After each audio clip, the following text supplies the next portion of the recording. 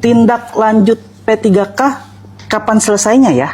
Wah, ini banyak banget pertanyaan. Iya, Banyak paling sekali. banyak nih, Prof. Banyak. Di medsos kita banyak. Di ya? medsos kita. Di handphone saya juga banyak. Jadi banyak sekali saya mendapatkan masukan. Dan teman-teman para P3K atau honorer yang belum diangkat, batas waktu terakhir, ini selalu saya sampaikan, para kepala daerah tidak boleh mengusulkan lebih dari 1 Oktober. Lebih dari 1 Oktober Ya, tahun 1 ini, Oktober 2025 harus sudah selesai. Maka 20 hari sebelumnya sudah harus diusulkan. Kan itu paling akhir. Paling akhir. Sehingga diangkat TMT 1 Oktober. Untuk seluruh P3K ya, Prof. Seluruh P3K terakhir 1 Oktober 2025.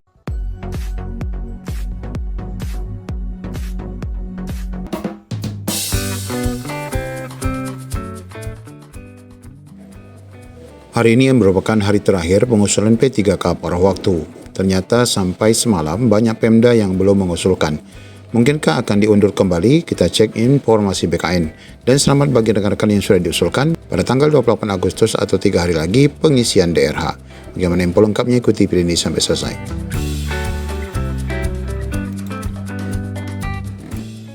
Ya, lagi-lagi kita sudah mendengarkan statement berulang-ulang dari Bapak Zudan bahwa pengangkatan P3K secara keseluruhan bukan hanya tahap 1, tahap 2, bahkan P3K paruh waktu ini akan berakhir pada dengan TMT ya, 1 Oktober 2025. Artinya proses pengusulan tidak boleh melebihi daripada jadwal yang sudah ditetapkan. Nah, dengan berakhirnya perpanjangan masa sampai tanggal 25 Agustus 2025 ini, apakah ada kemungkinan diperpanjang kembali, mengingat bahwa ternyata banyak sekali Pemda, bahkan ratusan Pemda yang disebutkan belum mengusulkan P3K paruh waktu. Sebelum nanti kita lihat bagi rekan-rekan yang sudah diusulkan dan ada daerah yang sudah mempublish ya informasi pengangkatan P3K paruh waktu, dan kita akan posting juga informasi pengisian DRH ya bagi rekan-rekan yang akan bersiap sedia pada 3 hari lagi ya dari sekarang. Ya, kita bahas dulu informasi hari ini terakhir usulan P3K paruh waktu apakah akan diperpanjang. Kita lihat informasi BKN. Hari ini Senin 25 Agustus 2025 merupakan tenggat pengusulan P3K paruh waktu. Diketahui melalui surat terakhir akan diperpanjang dan diperpanjang hingga 25 Agustus 2025. Surat Menpan yang ditujukan kepada PPK instansi pusat dan daerah merupakan perpanjangan jadwal yang semula ditutup 20 Agustus ya. Jadi surat tanggal 8 kemudian surat tanggal 20 ya yang terbaru. SE nomor sekian tanggal 20 Agustus. Kemungkinan hal tersebut karena per tanggal 19 masih ada ratusan instansi yang belum mengajukan usulan kebutuhan P3K paruh waktu. Nah, mengapa diperpanjang? Bahwa di percakapan grup WA diketahui bahwa banyak sekali yang belum melakukan pendaftaran karena disebutkan adanya kepadatan aplikasi SIASN. Apakah Menteri ini akan memperpanjang jadwal tahapan usulan P3K paruh waktu setelah diperpanjang kembali? Deputi Bidang Informasi Bapak Suharmen mengatakan sampai hari ini, yaitu Minggu semalam ya, belum ada perubahan jadwal pengadaan P3K paruh waktu. Belum ada instruksi memperpanjang kembali. Karena itu BKN meminta para pejabat ataupun PPK instansi pusat daerah untuk memanfaatkan waktu sebaik-baiknya. Dari jadwal semula, perpanjangan usulan P3K paruh waktu hanya 5 hari, yaitu sampai tanggal 25 Agustus. Yang belum memasukkan usulan, tolong diperhatikan jadwalnya, jangan mepet-mepet, kata Deputi Suharmen. Sebelumnya BKN juga telah menegaskan kepada kepala daerah untuk tahu konsekuensi bila tidak mengusulkan pengangkatan paruh waktu, sebab Pemda harus berhadapan dengan honorer.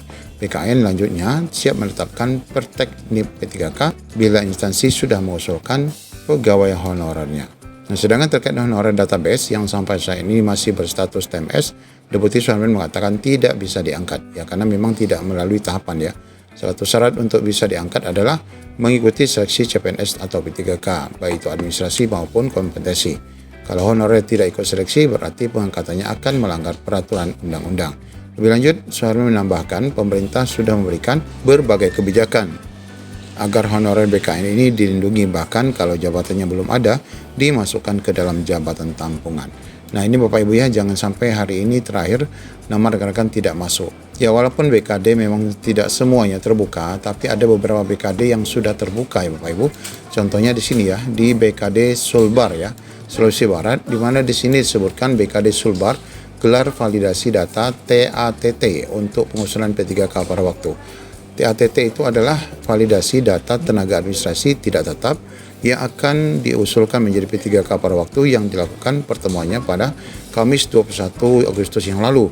Nah, kalau lihat di sini Bapak Ibu, rekan-rekan ini semuanya diusulkan ya untuk P3K pada waktu di Sulawesi Barat. Nah, ini seperti ini BKD yang sangat proaktif ya dalam mengusulkan P3K-nya dan mengekspos informasi pengangkatan P3K pada waktu. Sedangkan banyak daerah juga yang ternyata berdiam diri ataupun sembunyi-sembunyi untuk tidak mengekspos berapa tenaga non ASN yang diusulkan. Nah, sedangkan mengacu pada jadwal pengangkatan P3K pada waktu khususnya untuk rekan-rekan yang diperpanjang, bersiap ya untuk tanggal 28 bahwa rekan-rekan akan mengisi DRH bagi yang sudah ditetapkan nanti pengusulannya. Nah, untuk pengisian DRH Bapak Ibu bisa ketik saja di pencarian YouTube isi DRH Abu Bakar. Nanti akan Bapak Ibu dapati video-video yang berkaitan dengan pengisian daftar riwayat hidup.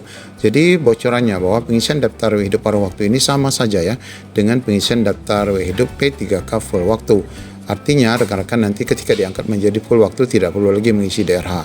Nah, Bapak Ibu bisa menonton video yang ini dulu, lengkap isi DRH P3K tahap 2, siapkan dokumen mulai login sampai resume, ini ada sekitar 10 dokumen.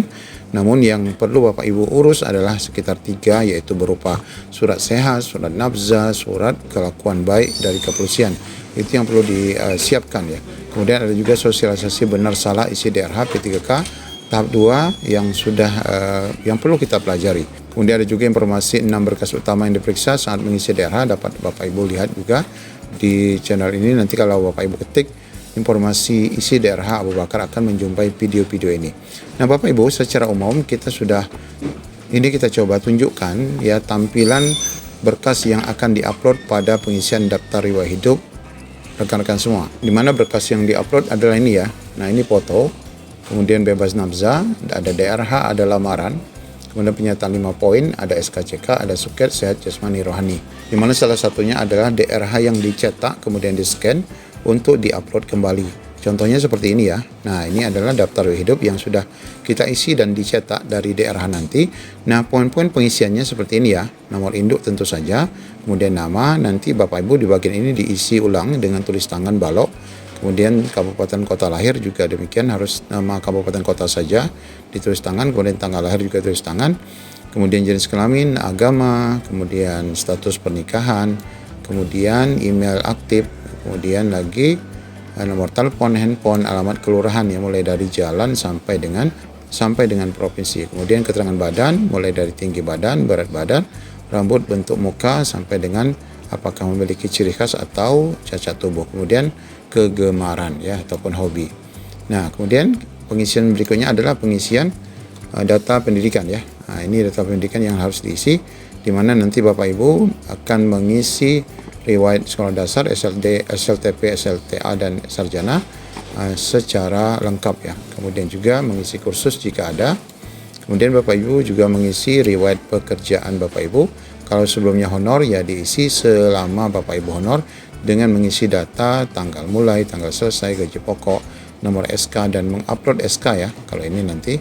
Kemudian Bapak Ibu nanti ini banyak sekali karena saya 15 tahun ya honor, maka di sini ada 15 berkas.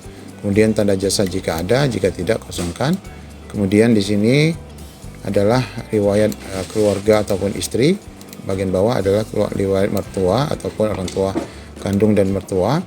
Kemudian yang paling akhir adalah pengisian data 3 surat penting, yaitu surat kesehatan ya, surat kesehatan, surat nafza dan surat catatan kepolisian yang memang ini harus diurus dan harus diupload berkas-berkasnya sebagaimana layaknya. Dan di sini menggunakan materai tempel ataupun materai elektronik yang nanti ini akan disatukan ya, di-scan menjadi satu dan akan diupload pada form pengisian uploadan pengisian daftar riwayat hidup pada SSN rekan-rekan semua. Nah, bersiap dan pelajari cara video-videonya, ada yang sudah ada ya di channel kami, silakan dapat Bapak Ibu pelajari. Demikian informasi yang dapat kami sampaikan. Assalamualaikum warahmatullahi wabarakatuh.